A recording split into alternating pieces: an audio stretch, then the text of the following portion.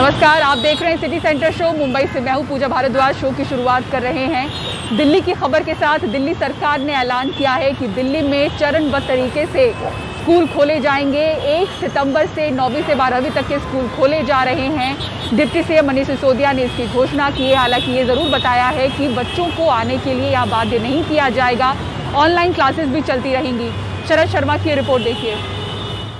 तो 1 सितंबर से दिल्ली में 9वीं से 12वीं के स्कूल और उस एज ग्रुप के बच्चों की कोचिंग या उससे बड़े बच्चों की कोचिंग सेंटर्स और साथ साथ सभी कॉलेजेस खोलने के लिए इजाज़त दे दी जाएगी और सभी कॉलेजेस खोले जा सकते हैं, यूनिवर्सिटीज़ खोली जा सकती हैं।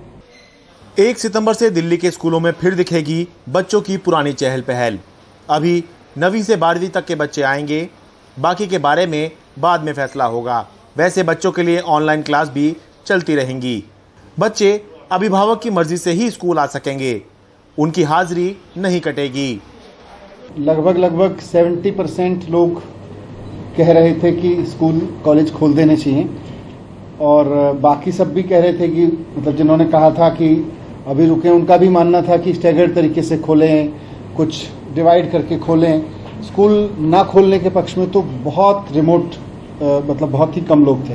हो सकता है कुछ बच्चों के लिए ये अच्छी खबर हो और कुछ बच्चों के लिए ये थोड़ी सी चिंता बढ़ाने वाली हो, क्योंकि बहुत से बच्चे इस बात में भी खुश थे कि उनको स्कूल नहीं जाना पड़ रहा है और घर से ऑनलाइन क्लास हो जा रही है। लेकिन बहुत से बच्चे इस बात से भी चिंतित थे कि ऑनलाइन क्लास हो रही थी, ऑनलाइन क्लास कोई क्लास तो होती नहीं है, कोई माहौल तो होता नहीं है।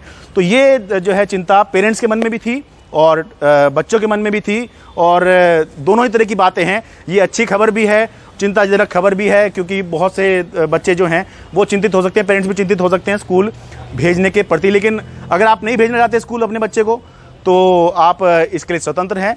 दिल्ली सरकार का स्कूल खोलने का हम स्वागत करते हैं। भले ही ये फैसला देर से लिया गया है। जो बच्चे 1.5 साल से घरों में बैठे हुए थे उनको बहुत ज़्यादा परेशानी हो रही थी। ऑनलाइन पढ़ाई पूरी तरह से नहीं होती है। आपकी क्या राय है, क्या स्कूल खोले जाने चाहिए या नहीं खोले जाने? अभी तो नहीं। अच्छा, क्यों नहीं खोले जाने चाहिए? बच्चे नहीं कर पाएंगे कवर कुछ भी। क्या आप अपने बच्चे को स्कूल भेजने को तैयार हैं? नहीं, अभी नहीं। छोटा बच्चा है। अच्छा, नहीं करेगा, नहीं कर पाएगा। कोरोना का डर लग रहा है, कोरोना का थर्ड वेव का। हालांकि प्राइवेट स्कूलों ने इस फैसले से राहत की सांस ली। मैं इस फैसले का स्वागत करता हूं, क्योंकि हम जो स्कूल चलाते हैं हमारे पर पेरेंट्स का बड़ा दबाव था कि स्कूल अब खुल जाना चाहिए। और दिल्ली सरकार ने भी जब अपना पीटीएम लिया था सरकारी स्कूलों में तो 8 लाख बच्चों में 90% पेरेंट्स की ये राय थी कि स्कूल खुल जाना चाहिए। 1.5 साल से उनके बच्चे जो स्कूल से दूर रहे, ऑनलाइन कक्षाओं से उनकी आंखें खराब हो गई, हेल्थ सिस्टम उनका बिगड़ चुका है। देश के दूसरे राज्यों में भी पहले ही स्कूल खुल चुके हैं। दिल्ली में भी कोरोना की हालत यह है कि 1000 टेस्ट कराने पर एक व्यक्ति ही कोरोना संक्रमित मिल रहा है। उम्मीद करनी चाहिए इस बार जो स्कूल खुलें तो पिछली बार की तरह बंद करने की नौबत ना आए। दिल्ली से शरद शर्मा, एनडीटीवी इंडिया। पूर्व आईपीएस अधिकारी अमिताभ ठाकुर को आज लखनऊ पुलिस ने गिरफ्तार कर जेल भेज दिया। अमिताभ पर रेप की पीड़ित लड़की को खुदकुशी के लिए उकसाने समेत 7 दफाओं में मुकदमा दर्ज हुआ है। गिरफ्तारी का विरोध करने पर अमिताभ ठाकुर को जबरदस्ती गाड़ी में धकेल कर बिठाकर ले जाया गया। भाई आराम से आप जाएंगे लेकिन चप्पल तो पहनने नहीं जाऊंगा, ऐसे नहीं जाऊंगा मैं। कौन सी बदतमीजी है? ये कोई तरीका नहीं होता है किसी से भी बात करने का। मुझे एफआईआर कॉपी तो मैं नहीं जाऊंगा। ये इलीगल साइन करवाते कहीं पे साइन करवाए। ये देखिए कारण बताइए, देखिए नहीं जाऊंगा मैं नहीं जाऊंगा, मैं नहीं जाऊंगा। अब हो गया, ऐसे नहीं जाऊंगा मैं, ऐसे नहीं जाऊंगा, नहीं जाऊंगा।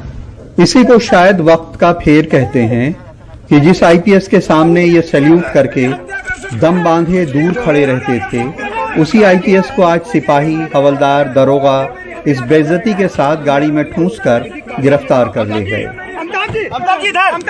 संयुक्त जांच समिति ने अपनी अंतरिम जांच आख्या में पीड़िता और उसके सहयोगी गवाह श्री सत्यम प्रकाश राय को आत्मदाह हेतु दुष्प्रेरित करने तथा अन्य आरोपों में श्री अतुल राय सांसद एवं श्री अमिताभ ठाकुर सेवानिवृत्त IPS को प्रथम दृष्टया दोषी पाया और उनके विरुद्ध अभियोग पंजीकृत कर विवेचना करने की संस्तुति की।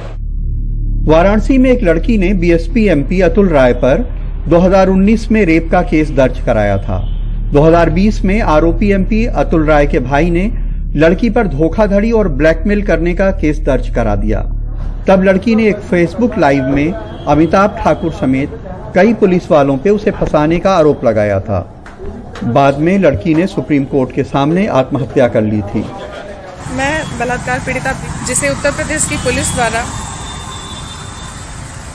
पीड़िता नहीं बल्कि चरित्रहीन साबित किया गया तरह तरह से, सिर्फ एक हिस्ट्री सीटर सांसद अतुल राय को बचाने के लिए, जिसमें तत्कालीन SSP अमित पाठक, नरही के तत्कालीन TB सिंह, CO अमरेश सिंह, दरोगा संजय राय, उसका बेटा विवेक राय वत्स, IG अमिताभ ठाकुर और अब वर्तमान जज MP MLA कोर्ट प्रयागराज के आलोक श्रीवास्तव, इन सारे लोगों की भूमिका है। अमिताभ ठाकुर को कुछ वक्त पहले सरकार ने वक्त से पहले रिटायर कर दिया था। हाल ही में उन्होंने गोरखपुर से योगी आदित्यनाथ के खिलाफ चुनाव लड़ने का ऐलान किया था। उनकी इस तरह गिरफ्तारी से उनका परिवार नाराज है।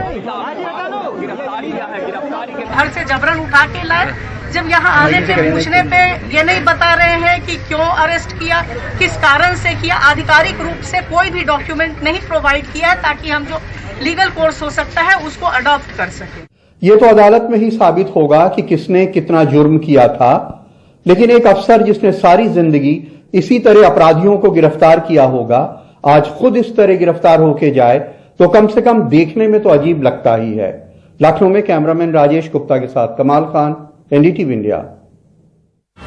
और ऐसा लगता है जैसे भूपेश बघेल मौजूदा संकट टाल गए। राहुल गांधी के साथ करीब 3 घंटे की चली उनकी बैठक के बाद जब वो बाहर निकले तो उन्होंने कहा कि मुख्यमंत्री होने के नाते उन्होंने राहुल गांधी को आमंत्रित किया है। जब ये सवाल पूछा गया कि उनके मुख्यमंत्री पद पर क्या संकट था, तो उसका जवाब उन्होंने PL पुनिया के उस बयान के हवाले से दिया जहां उन्होंने कहा था कि 2.5 साल के मुख्यमंत्री के फॉर्मूले जैसी कोई बात है ही नहीं। देखिए पूरी खबर।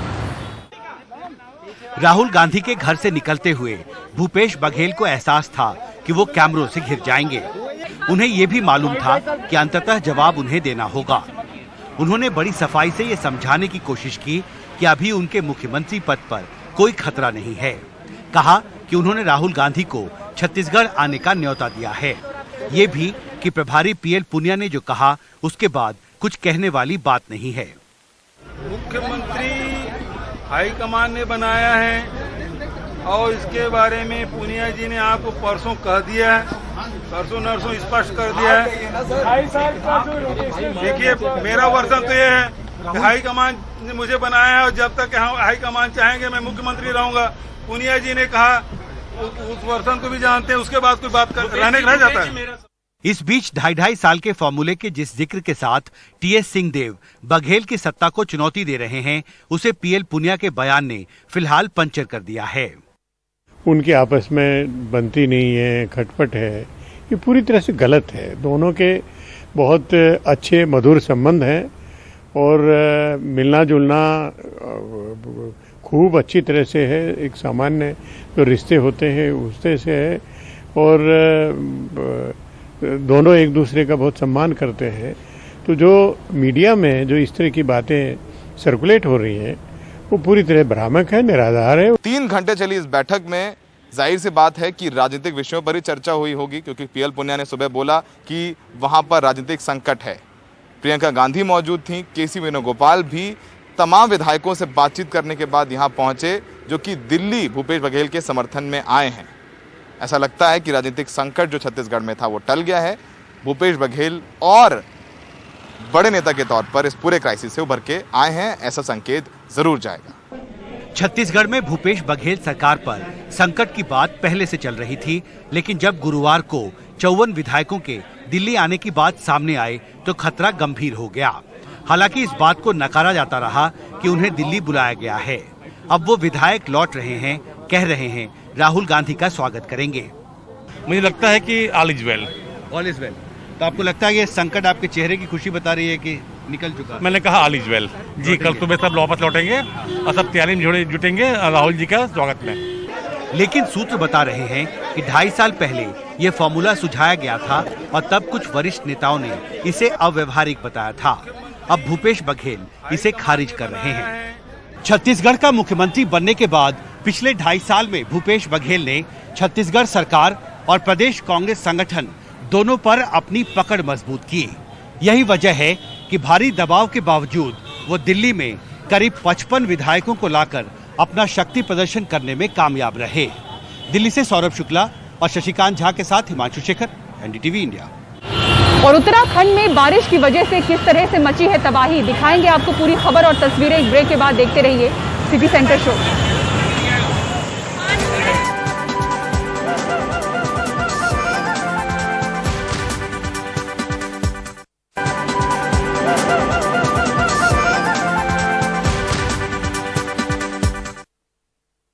और उत्तराखंड में भारी बारिश की वजह से आफत आई हुई है। लगातार बारिश की वजह से नदियां उफान पर हैं। रानी पोखरी के करीब देहरादून ऋषिकेश ब्रिज टूट गया। पुल ढहने से कई वाहन इसकी चपेट में आ गए। एक कार सवार व्यक्ति को चोटें भी आई हैं। कुछ देर बाद पुल का दूसरा हिस्सा भी टूटकर गिर पड़ा।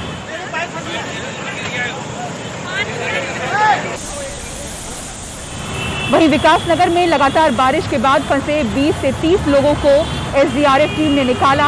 यहां पिछले 2 दिनों से लगातार बारिश से बुरा हाल हो चुका है।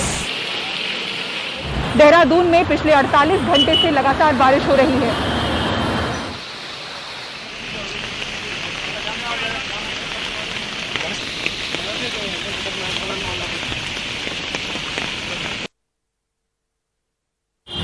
और इसी के साथ सिटी सेंटर शो में फिलहाल इतना ही। पूरी टीम को दीजिए इजाजत। खबरों के लिए देखते रहें एनडीटीवी इंडिया। नमस्कार।